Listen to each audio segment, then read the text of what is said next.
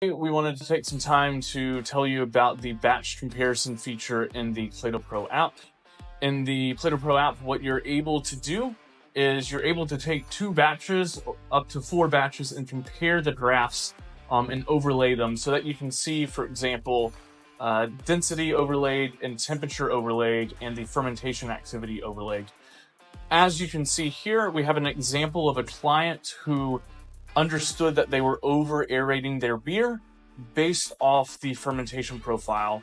What they were able to do in this graph is to compare the over aerated beer with the properly aerated beer and see that the fermentation was going as it should, and make improvements based off this batch comparison.